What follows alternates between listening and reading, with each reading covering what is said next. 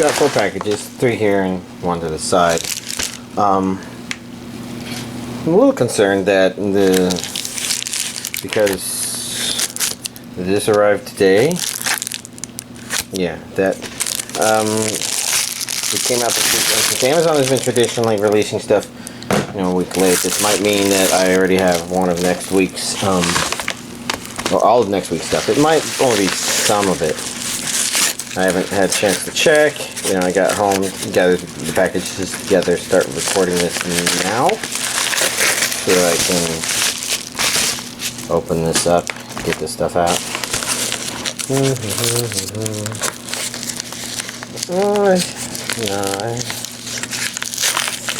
that's a Blu-ray. Well, that might mean, yeah, there's some DVD content. I don't know. I'm babbling. I'm trying to think how to say what I want to say without thinking too much about what I'm saying, and because of that, I'm thinking about it too much. Yeah, you know, that's just weird. And then I'll put these in the pile and then open this box, which got crushed here, but I think it feels okay.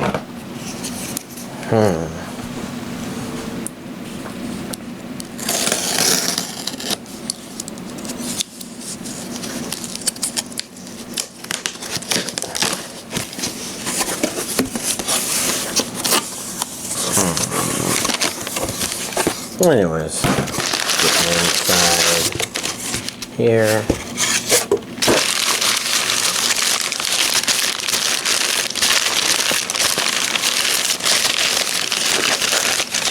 You're just trying to be careful here of, you know, the receipt. Oop. Just because the receipt has information on it that I'd rather not show, that's fine. Yeah, so we have Froppy and, oh yeah, oh sweetie, and a sticker. Anyways, let's begin with Love is War, or Kaguya-Sama Love is War. Which, you know, that's a pretty adorable front. Don't know what it is. That looks familiar. That character looks familiar. Maybe if I open it up, I'll see more that strikes me as familiar. But I don't know that I will know who the character definitely is. Don't know. We've got a booklet and we have cards. See, they look familiar, but they don't look what I picture them looking like, whatever it is, which makes me wonder if maybe they just kind of look sort of like another character. I don't know. That was very quick. We saw there was good pictures in there. Then we have the actual thing itself. Are they laughing? He's smiling. She's... I guess that's a smile. They're laughing. Gives me thoughts. Disc 1. Disc 2, Disc 3. Didn't see much information here about it because I didn't look at this again. So let's begin. Content. Jesus Christ. All 12 episodes, extras, techless opening and ending, including special opening from episode 2, whatever that was saying. Looks like it's Japanese with English subtitles only. Widescreen, bonus materials, illustrations, booklet, and cards. Actually, it's saying the package illustrations. Interesting. So these may be unique for the packaging itself. It's kind of cool. Next up, we have Beyblade Burst Turbo. Includes 51 episodes. This would be... I'm assuming I didn't have this. I think I kind of just said, whatever. Get it.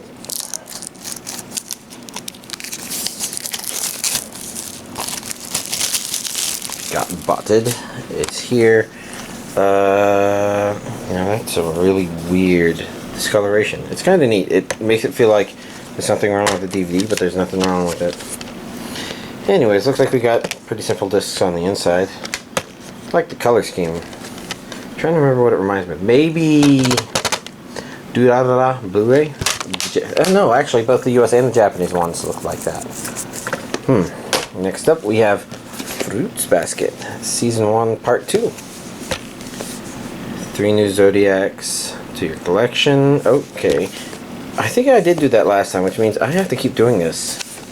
I have to add all the Zodiacs. Interesting. Because I thought that I had purchased this, and I keep thinking this is a piece of paper that's...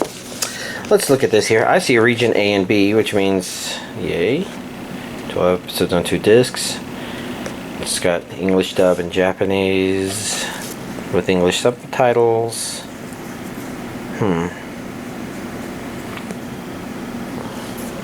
This is Blu-ray only, right? Oh wait, that does come off. And we've got pictures. Our main trio of troublemakers. I'm not sure if it's exactly accurate to call them troublemakers, but you know what? It's whatever.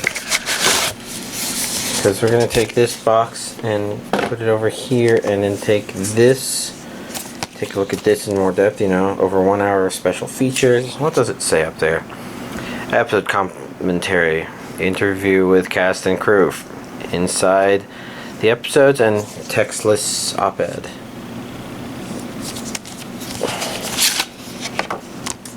Okay, no plastic here. That makes sense. Looks like we've got a lot of somas.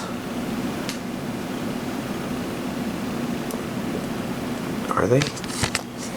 Trying to remember. Blu-ray 3. Blu-ray 4. DVD 3. DVD 4. And more.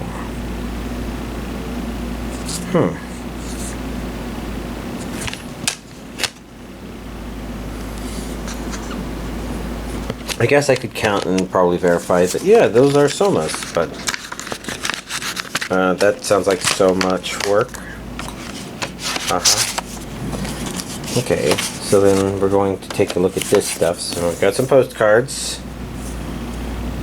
Yes, okay, now I'm starting to remember these characters from what I watched only a little bit ago. That's cardboard, so it goes over there, and this would be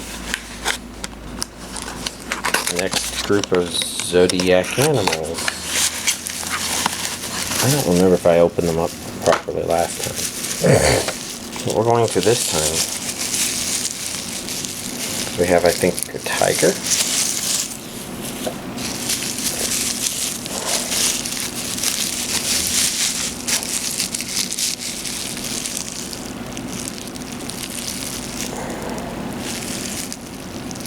And a thing.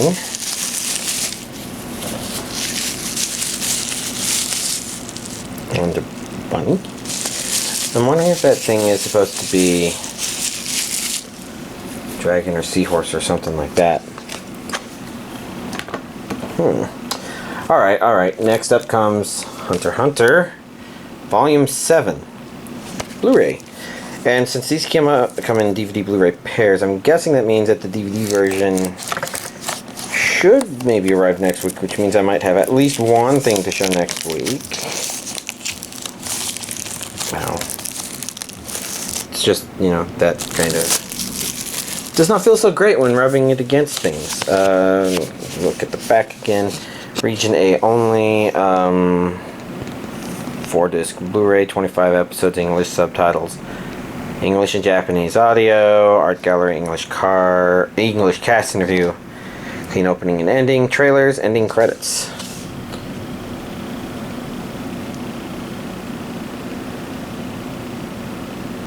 Okay, I was confused because I'm like, I got clean opening and ending songs and then ending credits. That's it seems like an unusual.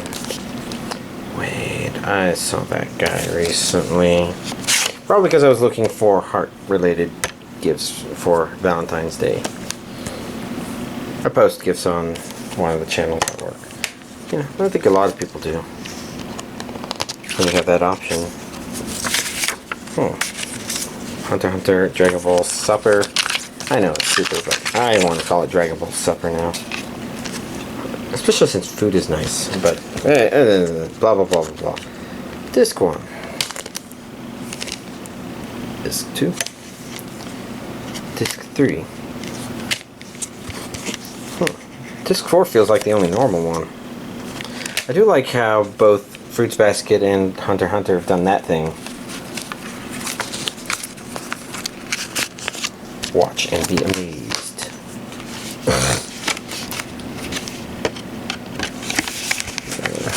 There we go. Next up we have Real Girl. I see what looks like 2D Girl. I see what looks like 2.5D Girl. Does that make sense? I mean, because she's still 2D, not true 3D, but she represents 3D in a 2D perspective. But she's a 2D, 3D girl, maybe. I'm tempted to read that, but I'm not going to. I see Region A. I see 24 episodes on 3 discs.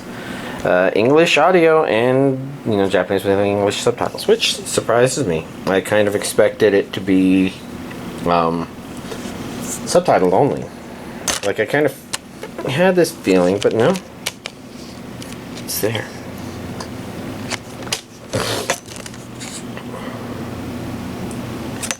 He has a duck.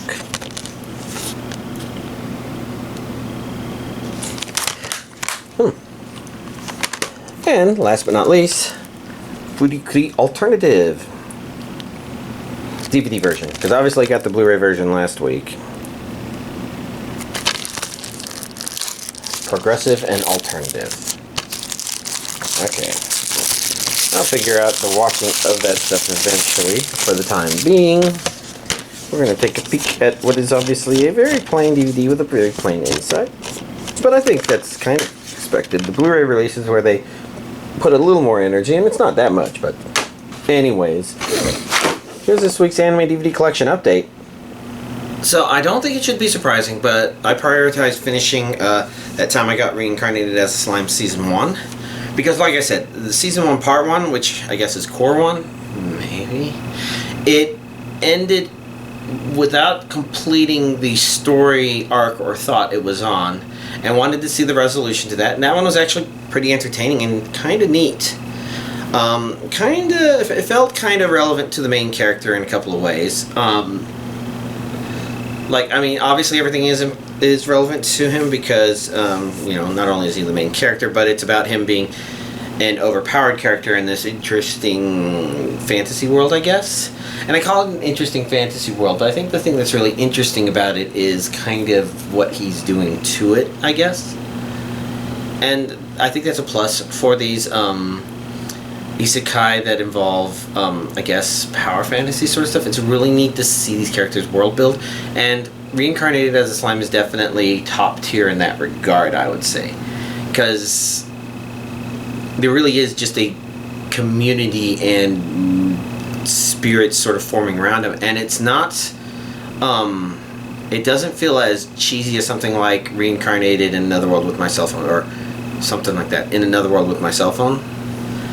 And it doesn't feel like he's just, you know, a nobody that has a lot of power, but, you know, kind of is being a good person, is reserved, and is kind of still being shaped by the world around him. I guess less shaped and more limited, like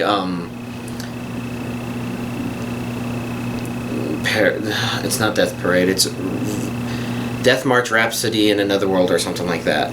Anyways, and I mentioned those, and you know, I've enjoyed those to certain degrees, with Cell Phone probably being far lesser of these three, but Reincarnated as Slime is really nice. Now, one of the things I mentioned that is after the story arc, and a lot of the story arcs here in parts, Season 1, Part 2, are weaker, I felt, compared to the stuff at the beginning, because it isn't doing community building, as I guess what I would call it, and it isn't about It's less about how much nicer things become, and it becomes a little bit more, oh my god, is that a third? Okay, that was actually dealt with pretty nice. And it's not bad the way it's dealing with the stuff, but it is one of those things where it feels like it's not as much about how wholesome, I guess it kind of begins as, and more about maybe trying a different kind. Like, there's some thoughts I have, which I can't really talk about without spoiling the stuff too much, but, you know, there's things in there where I'm like, I think he's on the right track, but shouldn't he be also asking some questions along the lines?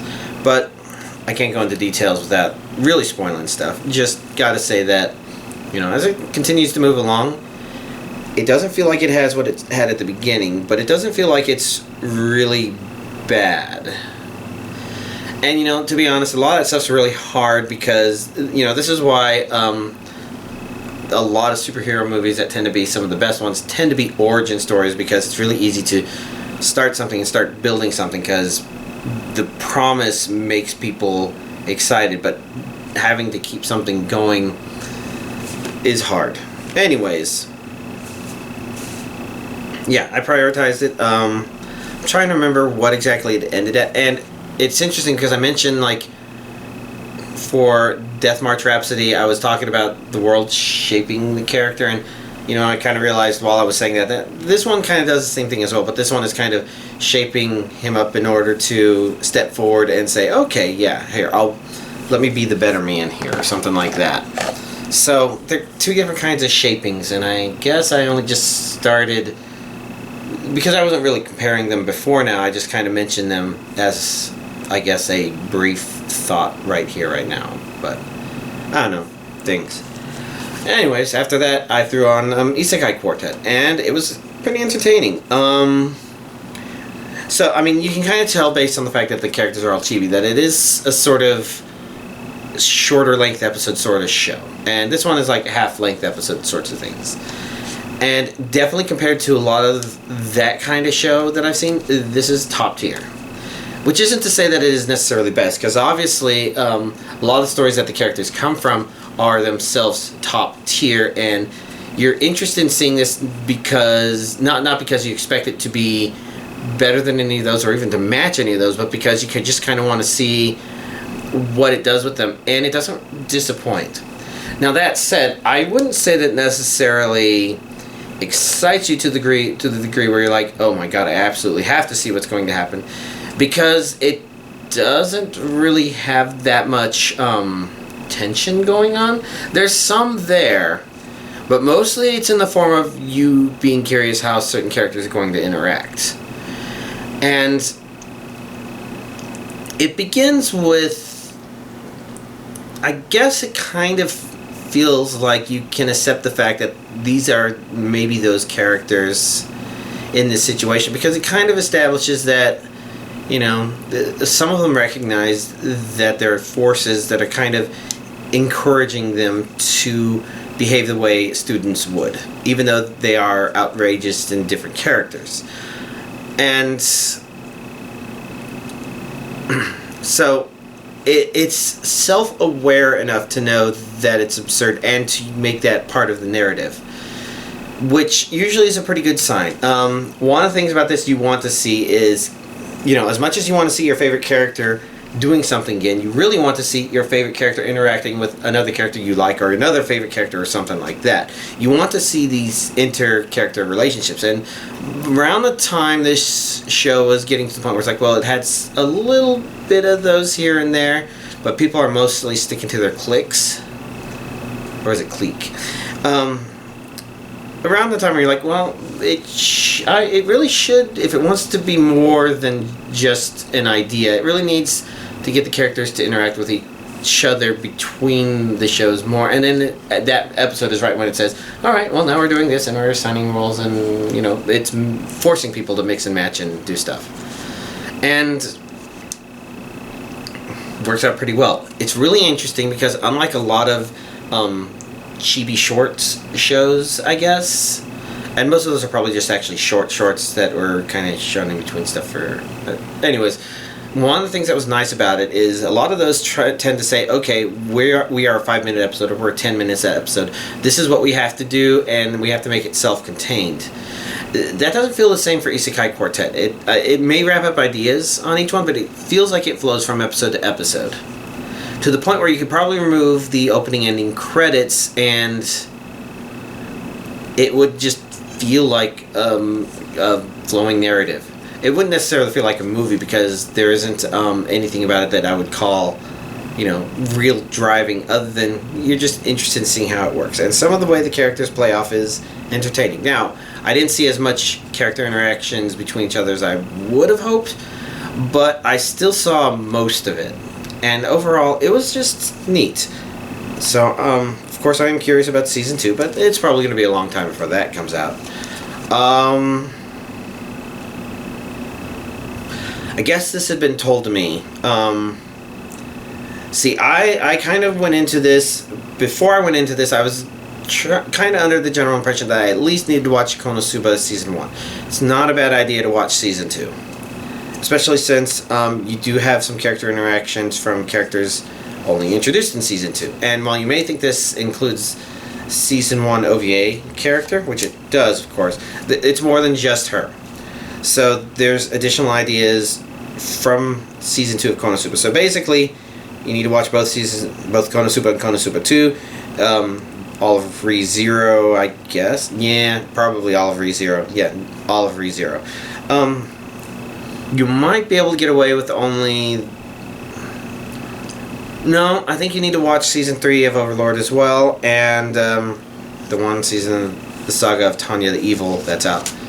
Which I guess means you don't necessarily have to watch the movie. But I only have a vague idea of what's involved in the movie, blah, blah, blah. I'm saying blah, blah, blah a lot, which means I'm realizing I'm kind of trailing in something. Anyways, last but not least, I didn't really want to watch anything else that I would definitely want to put more time into. So I, dug through the pile back there and said, oh, look, Andrew, I was kind of curious about that one. So I gave this one 3 episodes on 3 different days. Interesting. And it's amusing. It's definitely a cute girls doing cute things sort of show. But it's got an amusing premise where the basic idea is they successfully defeated the Demon Lord using forbidden magic, but I guess it didn't quite work as expected. Instead, the Demon Lord got turned into a little girl sent back in time, and once she figured out what was going on, she realized she could try to become an adventure teacher for the younger girls and try and prevent them from successfully becoming heroes, which instead, based on the first 3 episodes, seems to be doing the opposite of unintentionally driving them towards becoming the heroes. And I would say it introduces this idea that people are classes and that the hero class can only exist if there's a Demon Lord and there's no Demon Lord, as far as I know, thus she can't be a hero.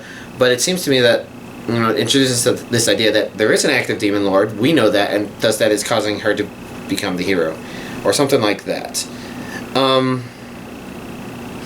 The biggest issue with it is maybe not tension, I guess. This shouldn't be surprising. Cute girl doing cute things shows tend to not be driven by tension. They tend to be driven by amusing character moments, and in that regard, they're okay.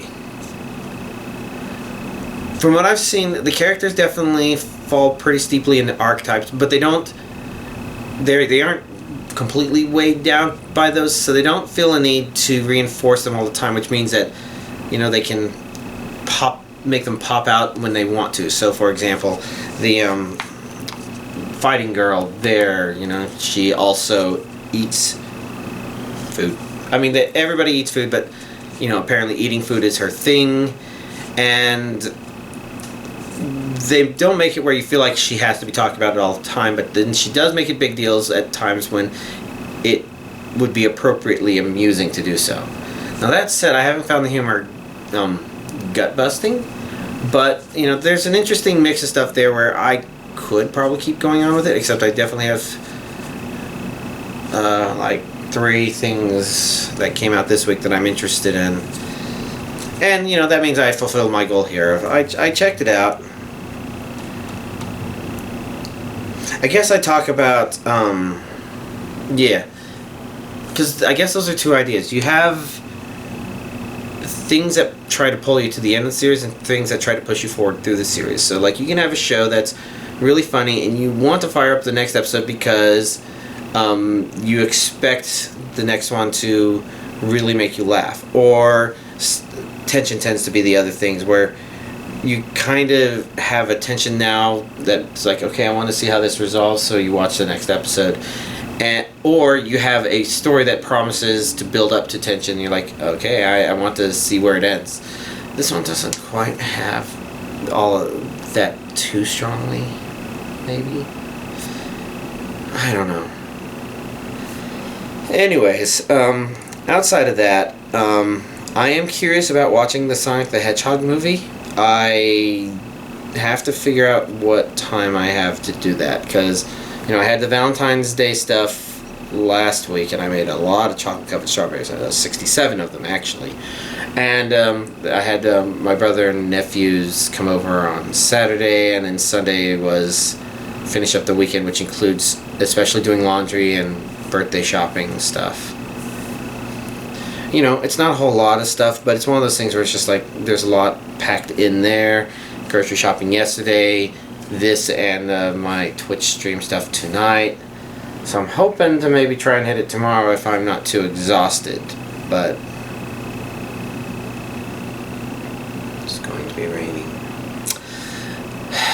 So maybe it's not going to happen because of that. What about this weekend? That's when the nephew birthday party happens, and then maybe that same day or maybe the next day. I don't know. But just know, I plan to watch it, and my goal with watching it is... Well, I guess first I'm going to double check to make sure that it does seem to be getting good audience reviews. But I get the general impression that, while Jim Carrey is good in it, he's not what carries the movie, which, his name kind of make you think he could carry it. But it sounds like the movie isn't good because of Jim Carrey, but Jim Carrey's in it and makes it good as well. In other words, the stuff not Jim Carrey is also surprisingly good, which sounds pretty promising to me. Because, I remember from the two trailers I've seen, the one with the bad CGI and the first one with the fixed CGI. Bad CGI made you want to scream and you didn't know what to think of that Sonic and like, oh my god. But that Jim Carrey looked very fun. That Jim Carrey Eggman looked very fun. And then with the second trailer, it's like, okay, cool, the CGI is fixed. But then when they kind of gave you some of the feel of what the Jim Carrey Eggman felt like in there, I felt like it got weaker. It's like, okay, well, they fixed the thing that was visually wrong with the previous one, but I don't know if the tone of this second trailer convinces me that it's definitely a good movie. And now I'm hearing, that it's good, so I plan to partake in it myself if I can. If I don't, I'll buy it when it comes out on DVD Blu-ray. So yeah, we'll just have to see. So what else is there? I don't know. Nothing else really worth mentioning. So y'all have a nice week.